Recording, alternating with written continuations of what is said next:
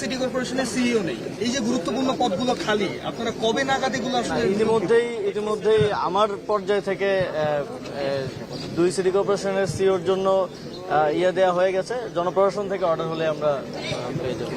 আমরা মনে করি যে গণঅভ্যুত্থানের পরে জনগণ বাংলাদেশের রাষ্ট্রের কাঠামোগত সংস্কারের দায়িত্বটা আমাদেরকে দিয়েছে। আমরা মনে করি এই সংস্কার কার্যক্রম আমাদের মাননীয় প্রধান উপদেষ্টা ইতিমধ্যে একটা টাইমলাইন দিয়েছেন।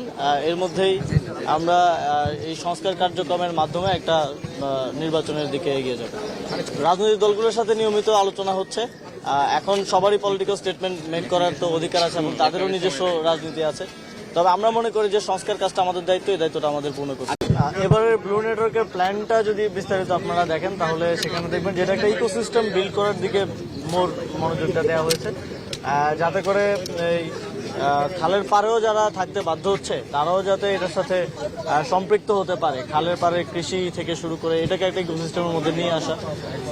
তো এই দীর্ঘমেয়াদী প্রক্রিয়ার মধ্যে অনেক কিছু আছে। আমরা পাশাপাশি এখানে স্থানীয় লোকজনের মাধ্যমে একটা কমিটিও করে দেওয়ার প্রক্রিয়া আছে, যারা হচ্ছে এটাকে দীর্ঘমেয়াদে সংরক্ষণ করবে এবং একবার বড় কাজটা হয়ে যাওয়ার পরে তারপর তো জাস্ট ফলো আপটা রাখা এবং এটাকে সংরক্ষিত রাখার ক্ষেত্রে এই কাজটার রক্ষণাবেক্ষণটা করা।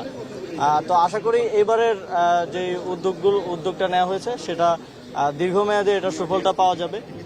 তবে আমরা মনে করি যে যেটা আমাদের মাননীয় পরিবেশ উপদেষ্টাও বললেন যে আমরা উদ্যোগগুলো নিতে পারি, প্রত্যেকটা বিষয়ে আমরা পরিকল্পনা করছি, উদ্যোগ নিচ্ছি। সেটার একটা দীর্ঘমেয়াদী কন্টিনিউয়েশন লাগবে, কারণ এই পরিবেশগত এই সমস্যার সমাধান 1 বছর 2 বছর 5 বছরের সম্ভব না। এটা দীর্ঘমেয়াদী এবং এটা একটা কন্টিনিউয়াস প্রসেস।